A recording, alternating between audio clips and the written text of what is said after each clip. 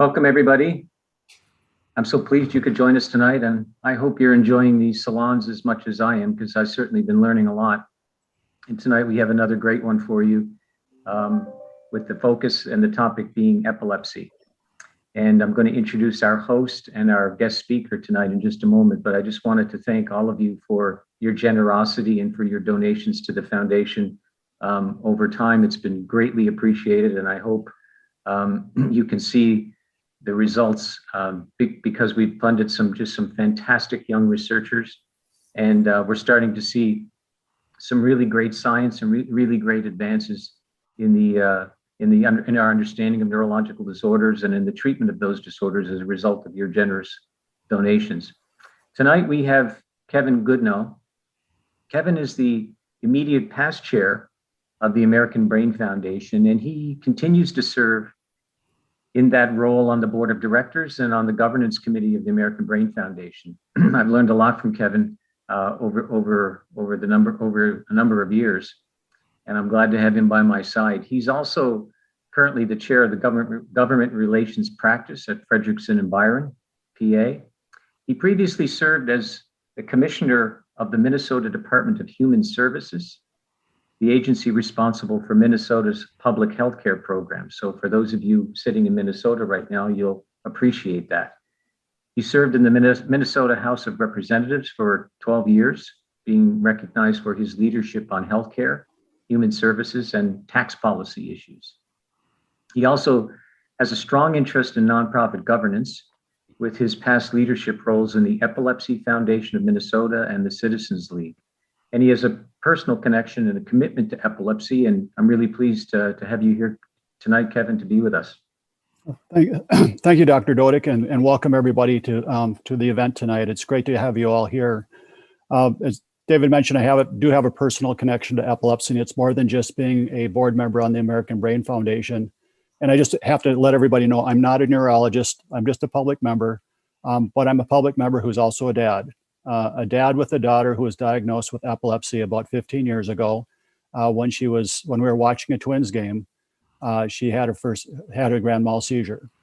And if you've ever been in that situation with your kid like that, I, of course, got pulled right into the whole world of trying to figure out what we can do to make sure that doesn't happen to any other parents going forward. And so that's why eventually I've transitioned to the American Brain Foundation, because we're looking to see that a cure for one can find a cure for all. And that we've made so many dramatic changes and advances when it comes to epilepsy and dealing with epilepsy in the last 15 years since I've been involved.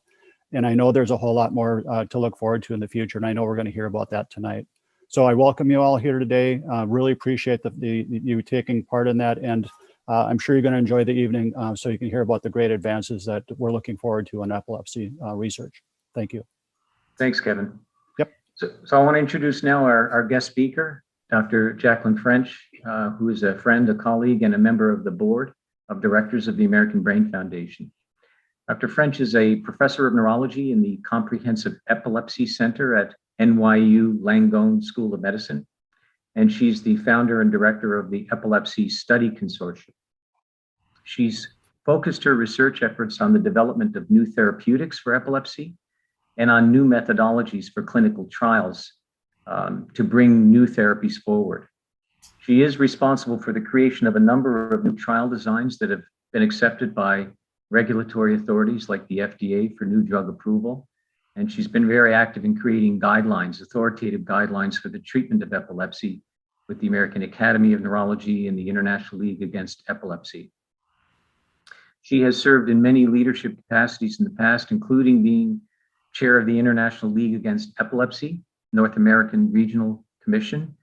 She's the Chief Medical Innovation Officer of the Epilepsy Foundation. She's the past president of the American Epilepsy Society and the recipient of numerous awards, including the American Epilepsy Society's Lennox Award, the Epilepsy Foundation's Hero Award, awards from the International League Against Epilepsy, the Ambassador Award for her leadership.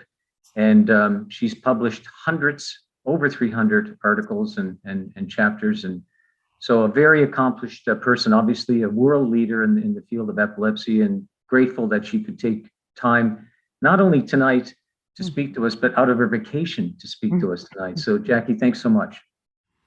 Thanks so much, and it's really a pleasure to be here. And I'm just hoping that the internet is strong enough from my hotel room. So if I start to sound funny, just let me know, and I'll see whether I can do anything about it. But it's really my pleasure and really exciting to talk to you tonight about what's new in epilepsy. This is my passion. So I'm always very happy to talk about it. Let me just get my slides up. And I'm going to talk to you about what's giving me hope, what's hopefully will give you hope. And then hopefully we can have a great discussion about it afterwards. So why is this a transformative time in epilepsy development? Well, the first thing is that we have new therapeutics on the horizon. We have targeted therapies, and we really are, for the first time, looking at disease-modifying epilepsy medicines, and I will be talking about that in a minute. We have more precise trial methodology and better proof of concept studies that figure out, what should move forward and what should not. And at the same time, we also have an explosion, literally an explosion in the device field. Seizure prediction and detection is on the cusp, and digital therapies, which I'm going to say a tiny bit about, are also burgeoning in the field. So what do we do right now when we want to treat epilepsy? Well, if you were to come to me with newly diagnosed epilepsy, and of course we have to remember that 1 in 26 people in America have that situation where they're diagnosed with epilepsy, I would start you on a single drug. I would select a drug among the many that we have available.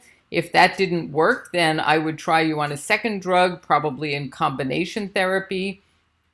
And if that didn't work, then you would fall into a category which unfortunately a third of people with epilepsy do, which is what we call treatment-resistant epilepsy. And that doesn't mean that that epilepsy will never come under control. It just means that it's going to be a little harder for us to be able to get that under control. I mean, the good news in that equation, of course, is that 2/3 of the time we can select a drug in the first 1 or 2 drugs that will bring seizures under control as long as the drug is taken at the proper schedule. So now you're in this bucket called drug-resistant epilepsy, and obviously a lot of the new therapies are focused on this group of 1/3 of the patients. What do we do with you now? Well, of course, we could try you on different anti-seizure medicines, one after another, and that often happens. And we can do that. It doesn't matter what type of epilepsy you have. We could also try you on the ketogenic diet. This is mostly something that we do in children. Or we could try one of the various surgeries that are an option, including some stimulation techniques like the vagus nerve stimulator, the responsive nerve stimulator, the deep brain stimulator. We could try and find the focus, and we could remove it. That only works in people where there is a single focus of their epilepsy, what we call focal epilepsy. And if you have focal epilepsy, it's also possible you might be a candidate for what we call laser ablation, where we put in a fine probe with a hot end, a laser at the end, and we basically burn out the focus without having to remove a large piece of brain. So these are the things that are currently available. Sometimes surgical intervention, laser ablation, or even the ketogenic diet, which again is mostly for children, can be curative as well. Now, when I have you in front of me and I'm selecting the first medicine or the second medicine, or you're in that treatment-resistant category and I'm selecting from a number of different medicines, the problem that we have right now is that everybody kind of looks like this, whereas we would love it if they looked like this, where we could say, oh, we know what's wrong with you, you'd do better on the drug topiramate, or you should get an mTOR inhibitor, or you should get a targeted gene therapy. Unfortunately, a lot of the selection of medication right now is more of an educated guess. And we would like it to be more than that. And that is what we call precision therapy or personalized medicine. And what precision therapy or personalized medicine requires is that there's some identifier or marker of a subpopulation that would benefit from one intervention more than others. We often use genes as that potential marker. And there are a number, now we know, of genetically pure syndromes where there is a single gene that has been disrupted. And that disruption of that gene produces epilepsy and sometimes other comorbidities as well. A lot of children with these gene disruptions end up with what we call an epileptic encephalopathy, where they have many, many seizures, developmental delay, and other issues as well.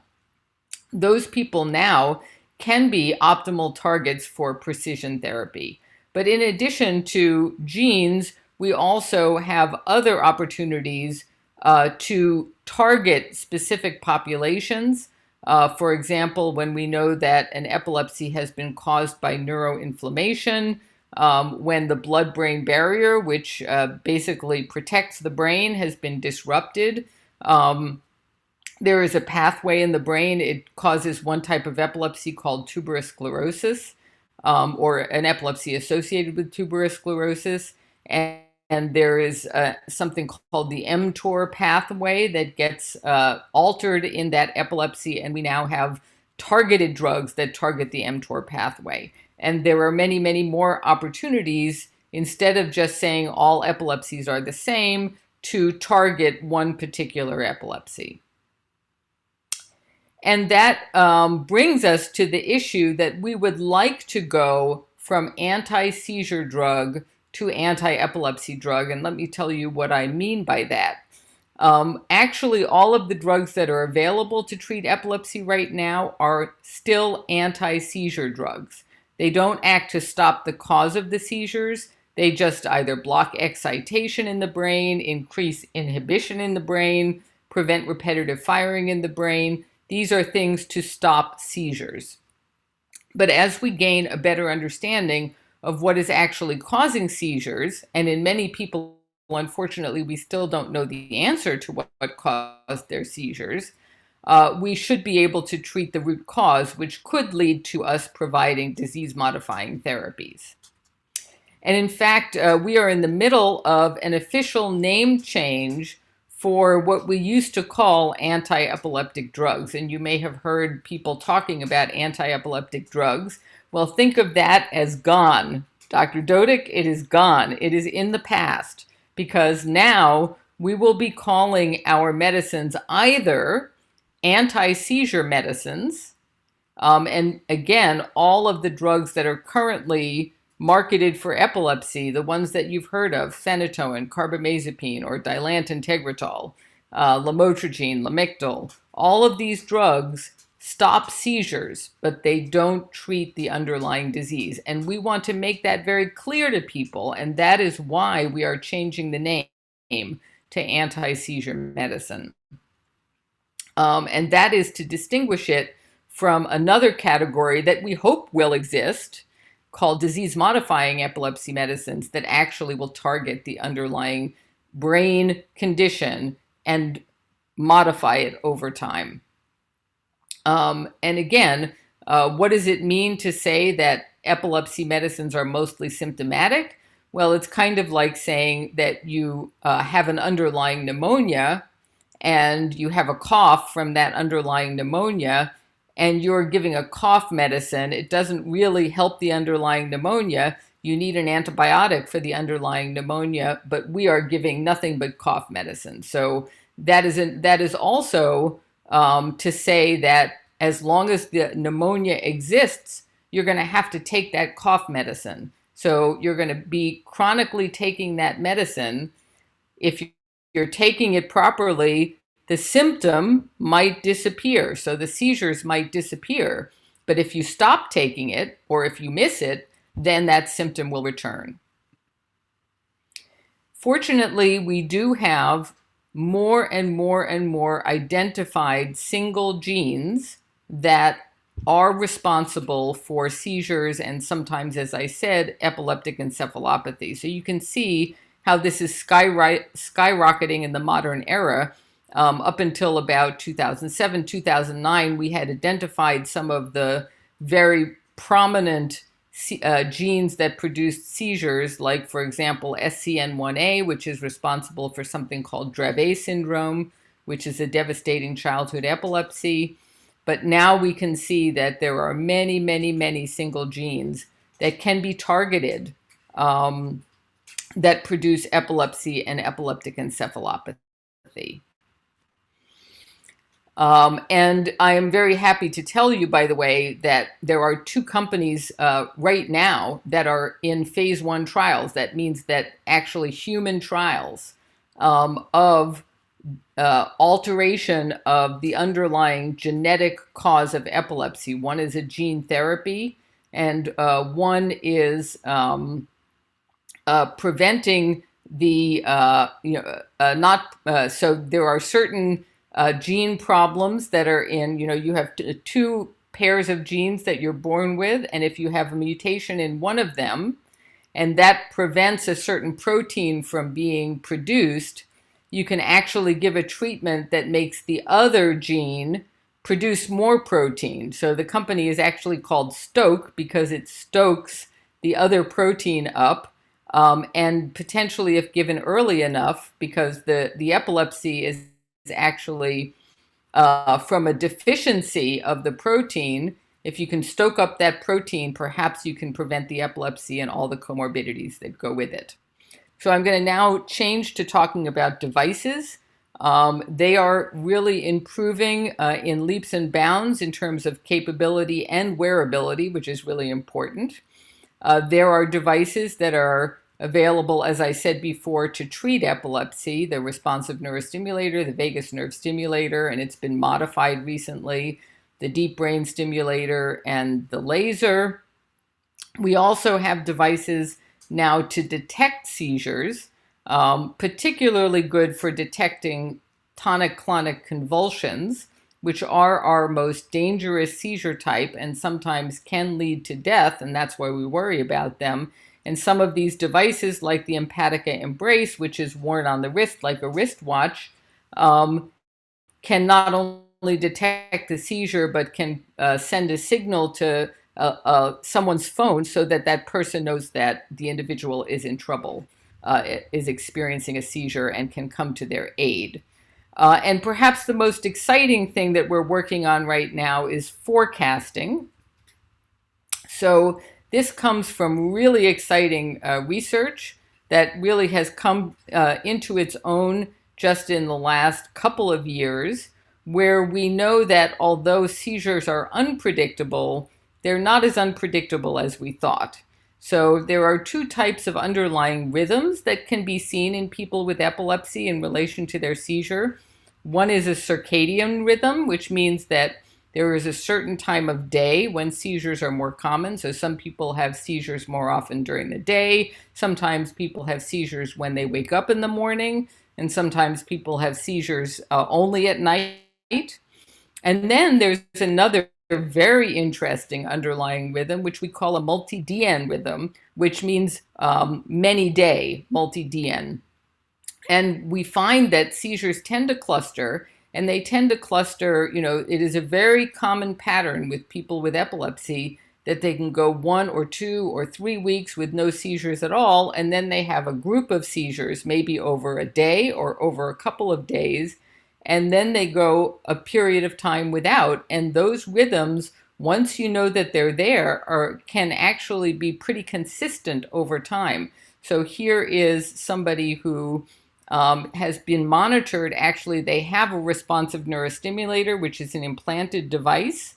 And you can see from that responsive neurostimulator that there are waves of abnormal activity in the brain, epileptic activity, waves going up and down and up and down and up and down. And these seizures, which are the red dots, tend to happen when that activity goes up. So that wave of activity is measurable, and you can see that it's starting to go up before the seizures start to happen. And that means that with an implanted device, you may be able to forecast this is a bad time for you. You need to take more medicine, you need to take more precaution. And then on the other hand, there are periods of time where there are dips in that epileptic activity. And as you can see in this particular person, they never had a seizure when there was a dip in that epileptic activity. So this could be really game changing if people, instead of having unpredictable events, have predictable events. And that requires a wire to be put into your head, and possibly that is going to be the way that we're going to forecast or predict seizures.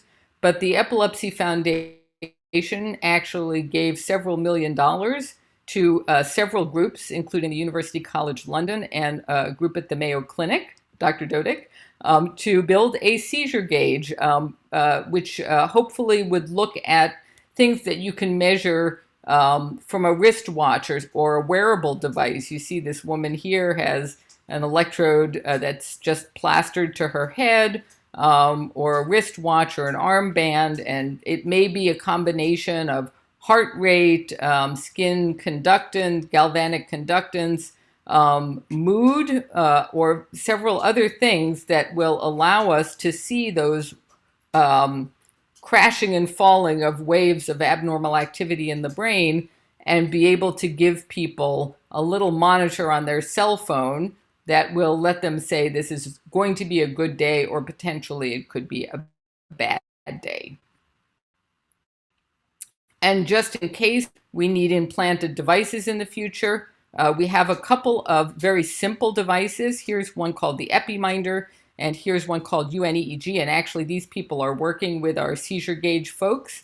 And these are both put in with just a simple office surgery, no need to go to the operating room. And this is a permanent implant of a recording wire that would record this activity, so that, if you were somebody who couldn't get your seizures under control, at least you might have forecasting of when they might happen. So it might be worth it for you to have this put in. It's sort of, we do this all the time for the heart, and it's about time we start to do it for the brain. And the last thing I'm going to talk about, which is very exciting, is something that the Epilepsy Foundation is doing, and that is EDEN, which stands for the Epilepsy Digital Experience Navigator. And this is a data aggregation platform where we are trying to get people to donate their journey, to tell us what happened when they got put on different medications, in order to be able to aggregate all of that information and eventually do a better job of figuring out who did well on what drug and why. Those identifiers that we're looking for, we're never going to find them from randomized placebo-controlled trials, which is what we do now, because all those tell us is that a drug is better than a sugar pill.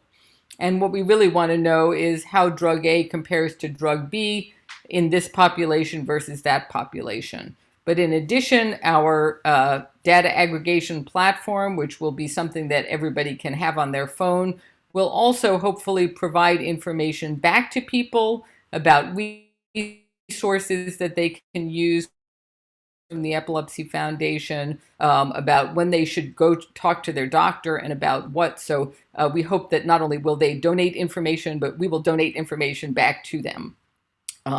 And I will stop there. And I know that's a lot of information, and I will ask Dr.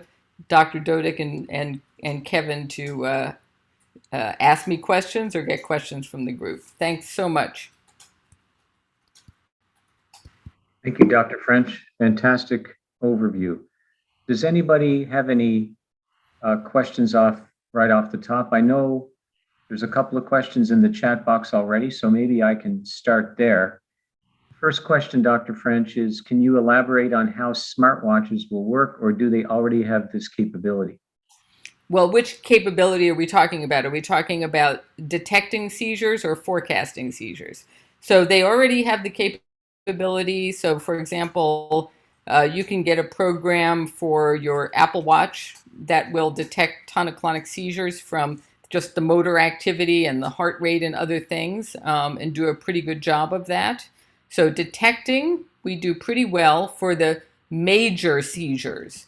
We actually don't do so well yet for what we call focal impaired aware seizures and other seizures. People are working really hard on that, and we're hoping that we make progress. But for right now, it's the big seizures that we can detect. And that's a big deal because, not being able to detect seizures, there are some people, unfortunately, who never know that they had a seizure. So therefore, they may not be aware that they are endangering themselves or that they're having problems or that they shouldn't drive or whatever. So we need to do a better job. We're not quite there yet. As far as forecasting, interestingly enough, there is a company in Australia called Seer Medical that got what's called a CE mark, which is an early approval, not an FDA approval, for a forecasting device on people's cell phones that just uses a Fitbit and people's diaries. They just have to say when their seizures are happening, and they have to give some information about their mood. And then the heart rate is detected by the Fitbit. And with those 3 pieces of information, you can get a gauge that tells you it's a good day or a bad day. And over time, hopefully, those predictions will get better. Excellent. Oh, there's another question here. Will the Eden data aggregation platform include DNA information? So will you have a biobank, and I'll add to that, and will you have an imaging bank as well with MRI scans? So that is I learned a great phrase from listening to the Amazon folks. They've been pretty successful, I guess. And it's called minimally lovable product. Not minimally viable product, but minimally lovable product. And that means you start small with something that has enough operability that people will already enjoy it. And then you build from there. So we don't want to, run before we can crawl. So we're going to start with a few things that are available, and we are going to aggregate as time goes on, and definitely DNA and imaging. Right now, one of the exciting things about the platform is that people can give, everybody's got an electronic medical record, MyChart. Not everybody uses it, but everybody has one. And you get a login.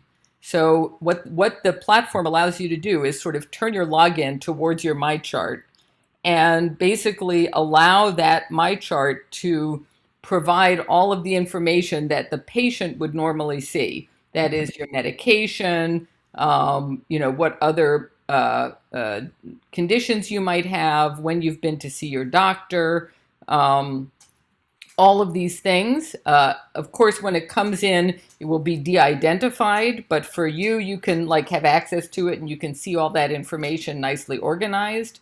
But that will certainly include some information on imaging tests and other things, and certainly lab values. So that makes it very easy. You don't have to go collect it. It just automatically comes in. Another question here, Dr. French, is how effective is the ketogenic diet in treating children?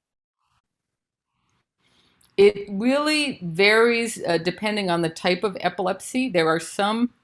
So the first thing is that there are some very specific genetic epilepsies where the ketogenic diet is the treatment of choice because of the fact that the disease itself is a disease that affects energy utilization of the brain. The brain can't use normal sugars, and it can use ketones. So ketones are really the treatment for, it's called a GLUT1 deficiency disorder, and it causes absence seizures.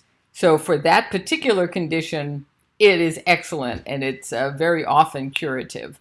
For others, it's a little bit more hit or miss, but about 20 to 30% in many studies of children with epileptic encephalopathy can get substantial improvement, if not complete cessation of seizures with the ketogenic diet. And nobody really knows exactly how it works or why it works and why it only works in children.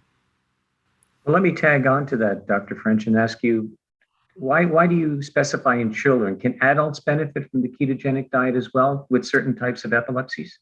So again, for whatever reason, it works better in children. It's also a very, very difficult diet to maintain in adulthood because it is so stringent. Basically, if you were on the ketogenic diet, I actually had a patient who did benefit as an adult. It's rare from the ketogenic diet. And he ate one Tic Tac and had a flurry of seizures. I mean, you have to have zero sugar, basically a large amount of fat, zero sugar. A lot of people try a modified Atkins diet in adults because it is maintainable over time. Basically the ketogenic diet is hard unless you are a parent that can lock the refrigerator, essentially, and provide only certain foods to your child. But a modified Atkins diet actually, has provided some benefit in some people. It doesn't seem to be better than anti-seizure medicines, but some people would prefer a dietary approach to a seizure medicine. Great. Question here, how significant has the Epilepsy Foundation been in overall research and education or learning? And are there other organizations that play a significant role? Oh, you can't ask me that question. I'm the Chief Medical Innovation Officer. I know. So be humble now. So, I mean, obviously, I'm going to say I think it's been very successful. We do all kinds of things, which one of the things I'm going to highlight is we do something called the Shark Tank, and we've talked about doing it for the American Brain Foundation also.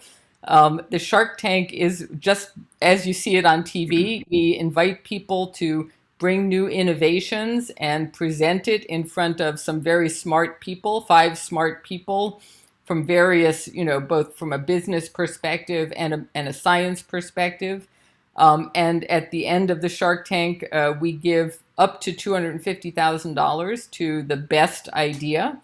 And we have actually provided funding to, for example, Empatica, which has now become very successful in seizure detection. And we gave funding early on to CBD, cannabidiol, to GW Pharma, and I see Ken Somerville there. So hi, Ken, who once upon a time worked for GW. And so we have picked some winners over time, I can say, and hopefully we have contributed to the development. We also try and, talk to people who are developing new therapies. And I want to say that the Epilepsy Foundation is really laser focused on new treatments in a time frame that matters and new diagnostics. And so we hope that we've been helpful in that way, humbly. So Dr. French, let me ask you, as chair of the American Brain Foundation, how can the American Brain Foundation work collaboratively, cooperatively, and complement what the Epilepsy Foundation does?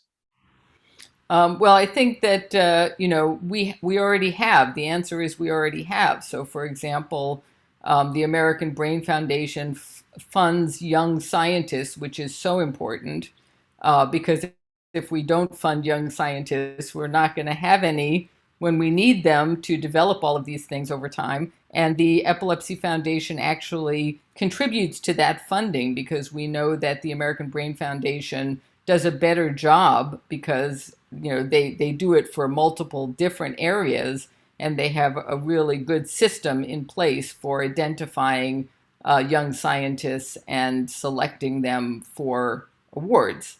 So this is a great example of how the two organizations can work together. But there are many other ways as well that we have talked. And Dr. Dodick and Kevin are both well aware of this. We have talked about targeting neuroinflammation as something that we are going to do with the American Brain Foundation for our next new endeavor. And neuroinflammation is really important for many brain diseases. It's super important in epilepsy. I personally, in my research career, have spent a lot of time addressing neuroinflammation. I could spend a whole other salon talking about neuroinflammation. And the mantra of the American Brain Foundation is cure one, cure many. And I do think that in this case, that is an opportunity to cure many different diseases if we target neuroinflammation. And interestingly enough, I was involved personally in a trial where we gave an anti-inflammatory drug and we suppressed seizures. I think seizures actually can be a biomarker for neuroinflammation. So that's an interesting tack as well. Fantastic. Thank you for that.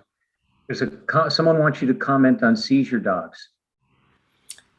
Seizure dogs, are a very interesting, very helpful. I have many patients who have seizure dogs. And I think that probably somebody wants me to comment on the fact that they already forecast seizures or detect seizures for some people. And there was an article that I read that absolutely blew me away, where they took the sweat off of somebody who had just had a seizure, got it into a test tube, sent it to another state, and then had a dog smell it. And also, did that for sweat that was just in between seizures. And the dogs did better than chance in figuring out the sweat that came from the person that had just had a seizure. How they do that, I don't know, but it's fascinating. Really?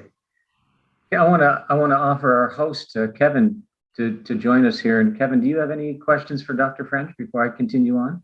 Yeah, I know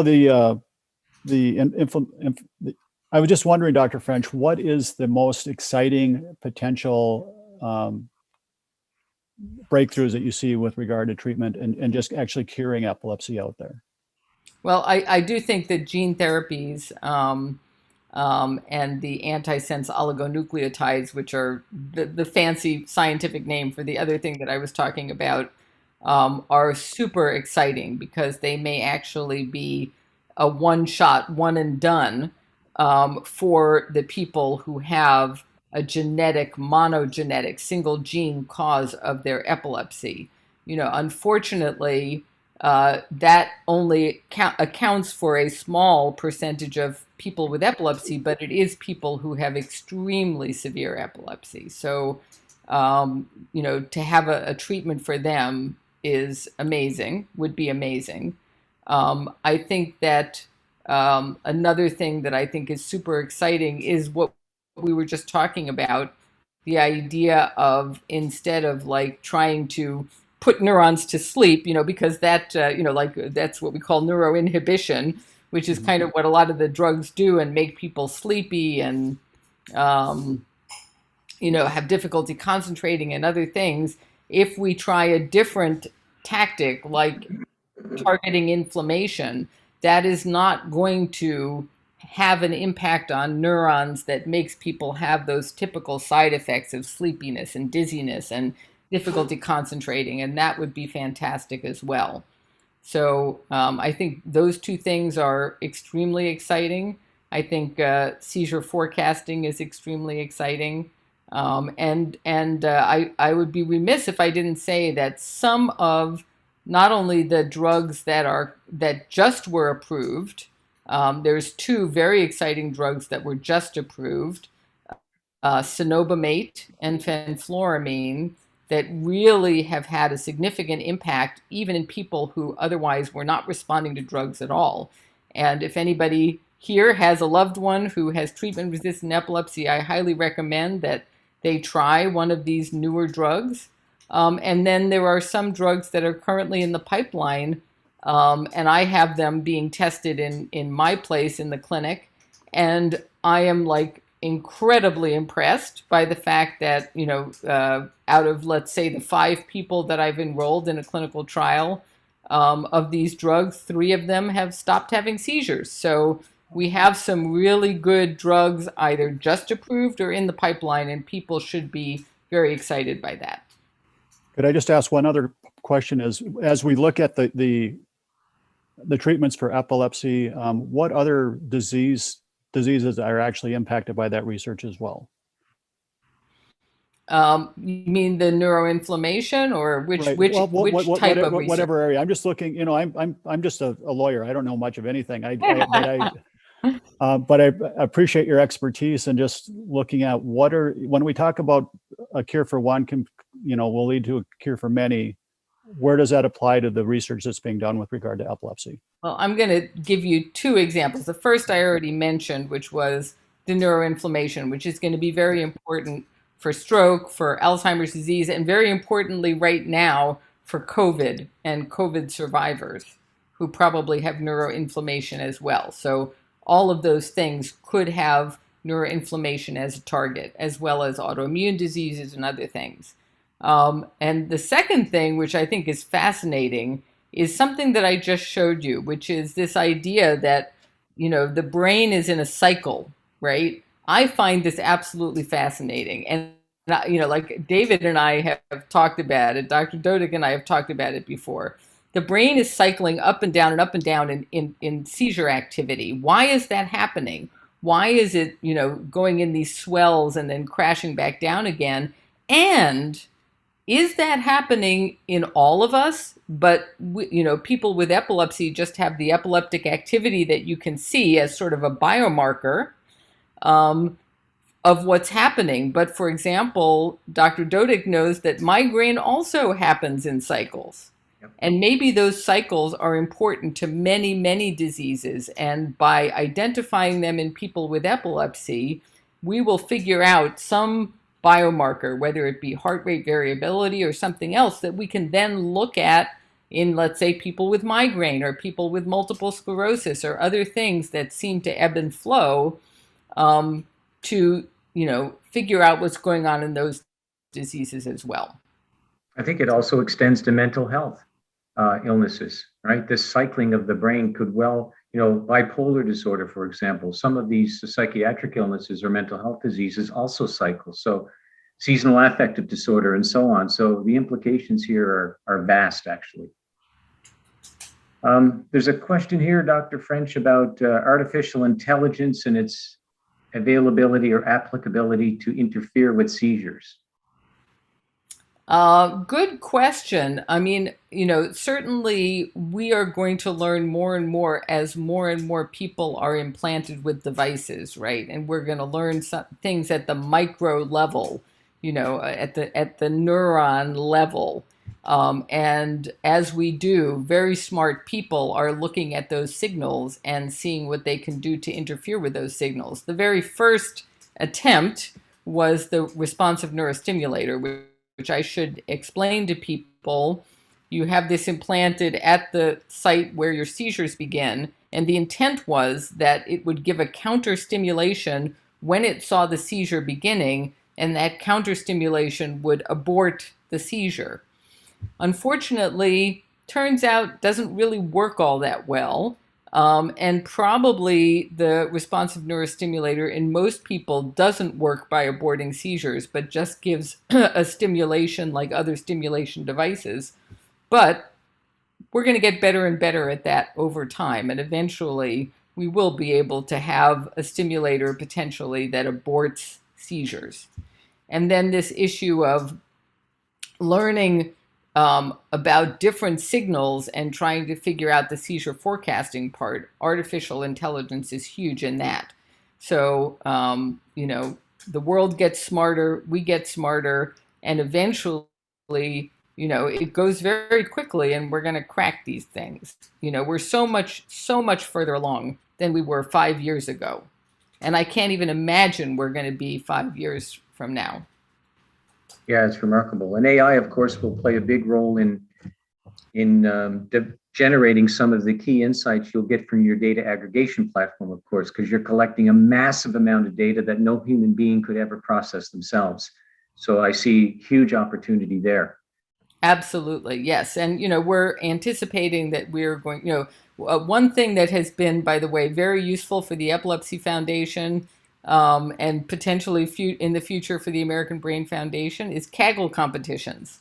So you amass a large amount of data, and then you make it available, and you tell people you're going to give them, it usually doesn't take that much of a prize, a $20,000 prize or a $30,000 prize, and people all over the world start looking at that data to try and solve a problem. Absolutely. You know, Bill Gates said the greatest innovations of the 21st century will come at the intersection of biology and technology. And that's where we are right now. So it is exciting.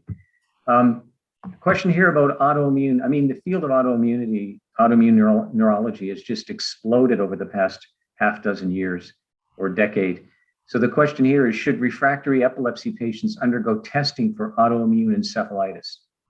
Very, very good question. So we actually just had a lecture at my institution. You know, one of the few benefits of the pandemic, which has so many downsides, is that we realized that we could invite experts from all over the world to give our grand rounds at the drop of a hat, because they didn't have to travel to us to do it. So we've had some fantastic lectures, and one of them was from the world's expert on autoimmune epilepsy, who's Christian Bean, who's in Germany. And I asked him whether he thought that the problem with autoimmune epilepsy was overdiagnosis or underdiagnosis. And he said yes. So the issue is that if everybody with epilepsy gets tested, then some people will test positive who truly do not have autoimmune epilepsy, and they will be subjected to some pretty nasty treatments, because the treatments that we have for autoimmune disease are pretty nasty in general. So we want to be precise as we can, but unfortunately, autoimmune epilepsy hides from us. Sometimes you can only find it in the antibodies that you're looking for in the spinal fluid, for example. And not too many people want to have spinal taps, although some people do. Actually, I have a colleague at NYU who has a very large multi-center trial, also collaborating with Mayo, looking to be more precise about the actual characteristics that let people know that somebody has a high likelihood of autoimmune epilepsy. And so that we can test the people that we should be testing, and not over-test and make people sick with treatments they don't need. Yep. Question here is DBS, or deep brain stimulation, indicated for certain epilepsies? Right now, the approval from the FDA is for focal epilepsy, which means that it should be 1 or 2 focal points in the brain. People are starting to try and stimulate various places with the DBS that were not part of the original trial, different parts of the thalamus, to treat, for example, Lennox-Gastaut syndrome, which is not a focal epilepsy, or to treat primary generalized epilepsy, which is not a focal epilepsy, to some success, but it's still an emerging science. For the people who get a deep brain stimulator for focal epilepsy, the ones that do the best are people who have temporal lobe epilepsy or frontal lobe epilepsy.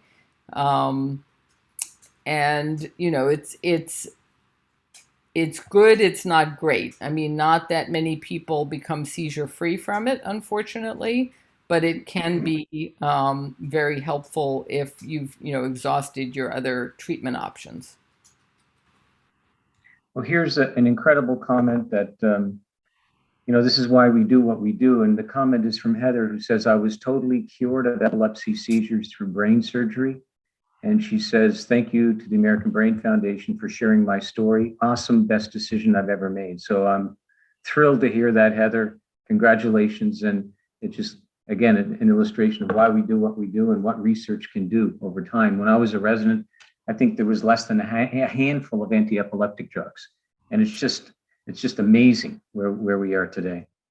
Yeah, I mean, certainly, as I said in my opening remarks, having a removal of the part of the brain where the seizures are coming from is curative, much more curative, much more likely to be curative than the stimulators.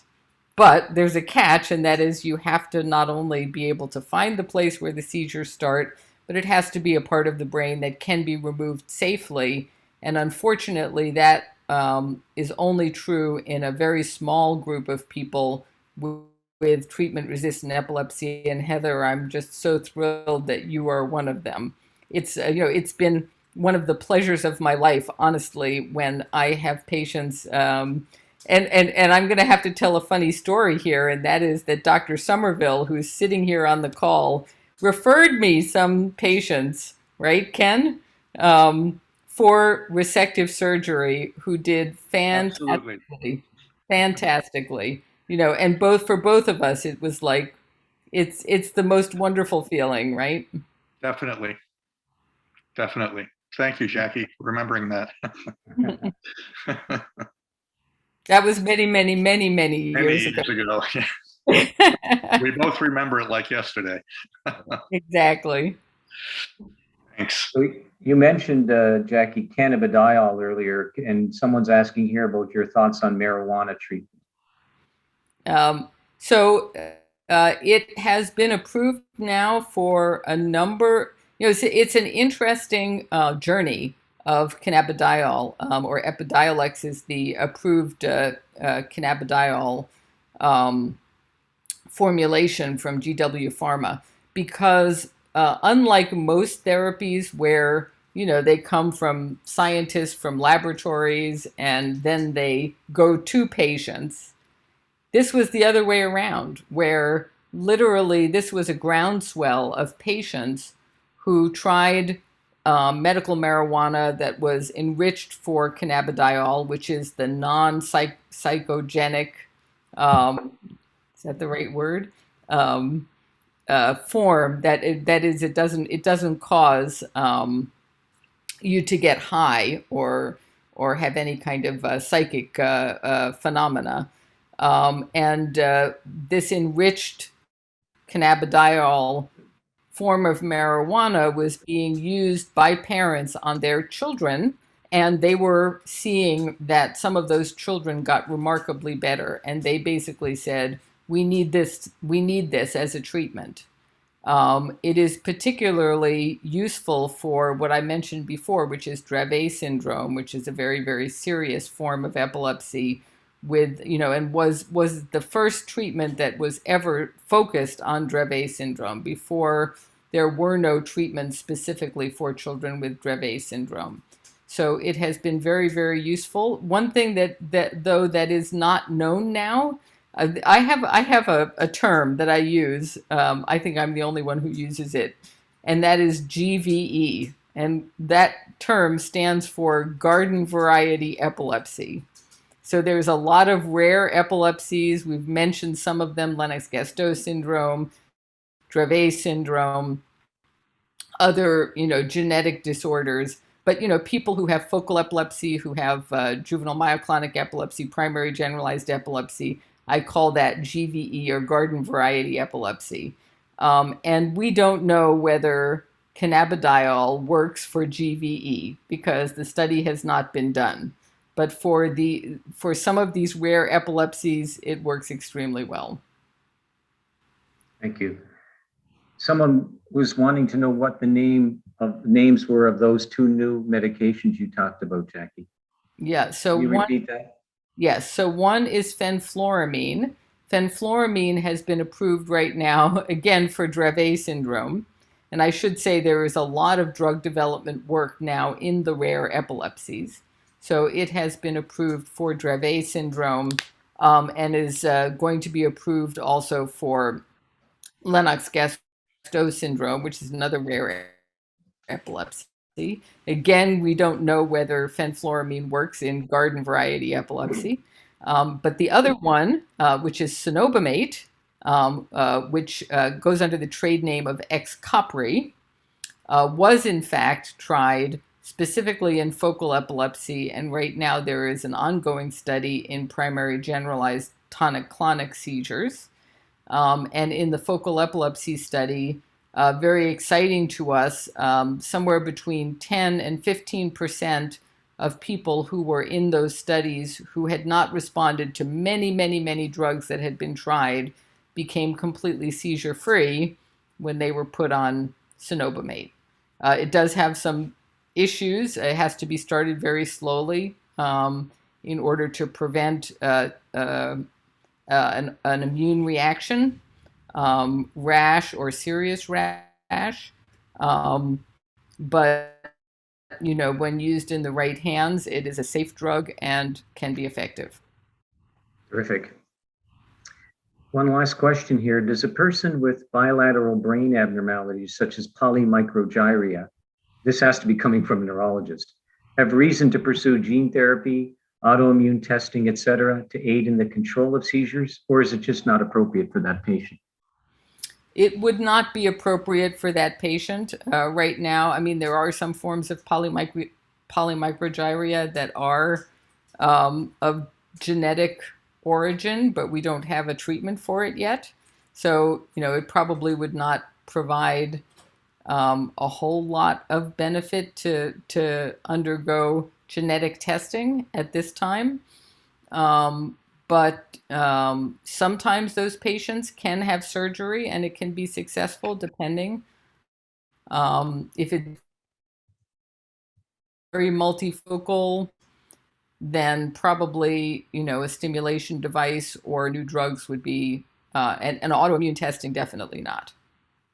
Yeah. Well, we're coming near the top of the hour. Kevin, I invite you back. Do you have any final questions or comments?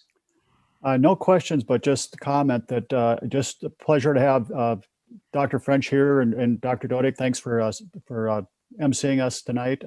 Very helpful information. When I got involved when my daughter was first diagnosed, there was so little treatment, and it was much kind of the Wild West out there, or there was so much unknown about the brain. We're learning more and more. There's still so much unknown, but the opportunities out there just are fantastic. And just the progress we've made in the last 15 years is amazing to me. And it's so exciting to see this happening. So thank you everybody who's involved for doing this, because I just, it's really necessary and we can really make a difference. So thank you. Thank you, Kevin. And Dr. French, I just want to say thank you. You are truly a world expert in this. It's incredible the wealth of knowledge you have and how your finger's on the pulse of everything. Congratulations on such a phenomenal career, and keep doing what you're doing. And thank you for being here tonight and doing this. The engagement was phenomenal, and especially on your vacation. So we really appreciate that. And thank you all very much for attending tonight, giving us your time, and look forward to seeing you during the next salon. Take care, everyone. Thank you, everyone. Bye-bye.